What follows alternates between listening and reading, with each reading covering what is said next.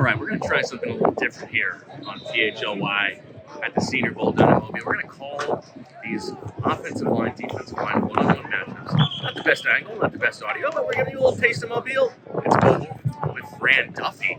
Fran, this is what is this? The American team or the national team? The national team. Much better offensive linemen, depth on this.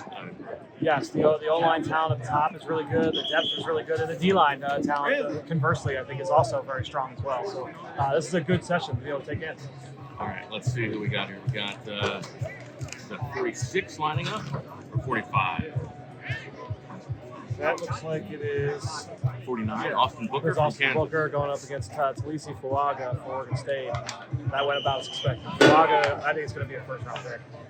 Really, really strong. At Booker, 240 pounds, 6'6.5", 6'6", and he's a lean pass rusher. So trying to go down the middle on Fuaga was not going to be a winning formula.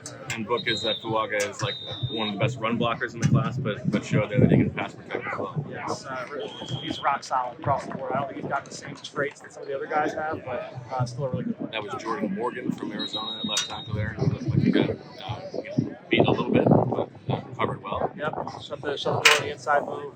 Jordan Morgan was a first-round pick in a lot of mock drafts in the summer. This is a great matchup here.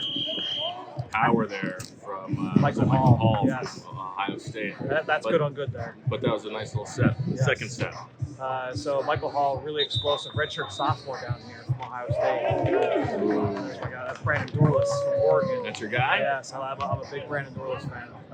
Versatile. He's only under 280 pounds. He's like 277, 275, but he's played a lot on the inside. So kind of a Milton Williams type skill set from Dorless. He's that kind of player. That was Satoa Laumea from Utah. Very nice. He's played some tackle and some guard this week, over the course of his career. There's Javon Solomon from Troy lining up now to go against Roger Rosengartner from Washington. Nice bunch there. Yes. Solomon is really small, but he's one of the most productive pass rushers in football this year. A ton of pressures, ton of sacks, really, really productive player. Roger Rosengarten, rather. I slipped into Rookie of the Year with Henry Rowengartner.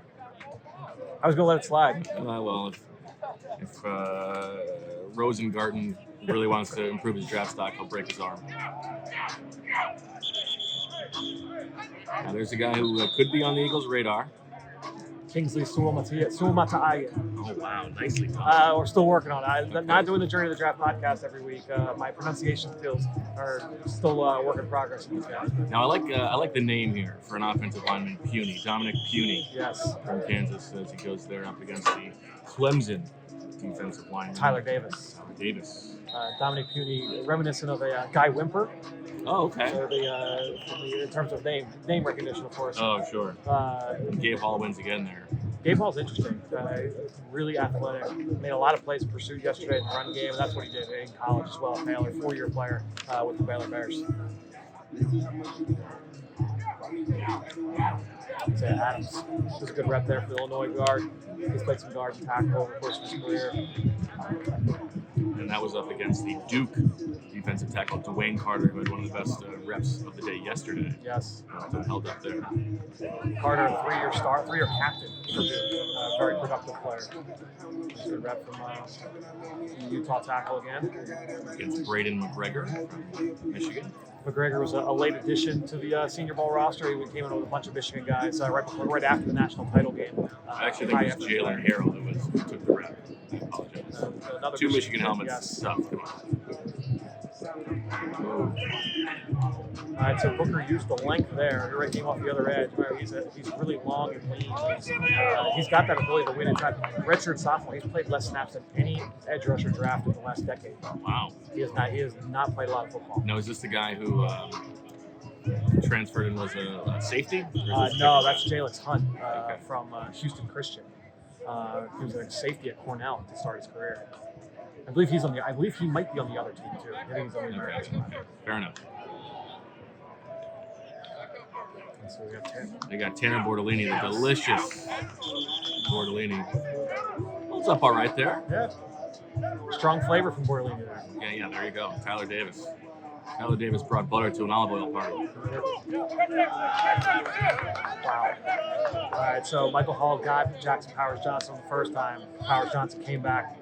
That was an excellent set there from Powers Johnson. Just got great feet. He's strong. He's good. He's going first round. He's maybe like if he weren't an interior offensive lineman, maybe the best offensive player here. Yeah, he's been outstanding. I find it very hard to believe he will go 25.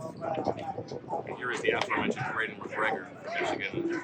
Rosengarten gets him that time. Yes, another good rep for Rosengarten. A little bit up and down over the course of his career at Washington, but another young player here at the Senior Bowl. The new rules. What do you make of the new rules with the underclassmen being left? I think it's nice. It adds a little flavor because the book is that this class as a whole is a little bit lighter. Right. Allowing everybody to go back to school. You have the extra year of eligibility, so the senior class getting dwindled down. You get the underclassmen here and at the Shrine Bowl last week. How does it count in both games? It's Kingsley against Dorrance. Kingsley just went, so this will be the left guard. Oh, that's Isaiah Adams. Yep. It's a good rep from Adams.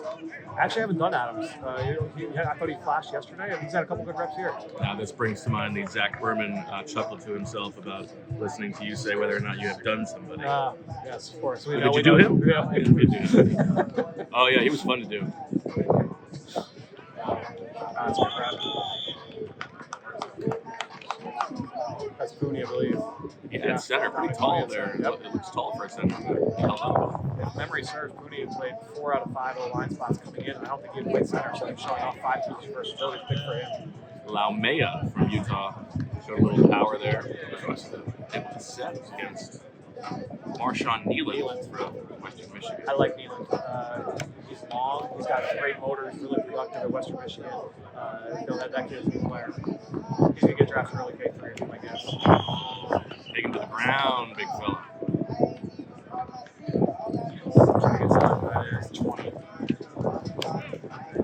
That's Taliese Isaac from Penn State.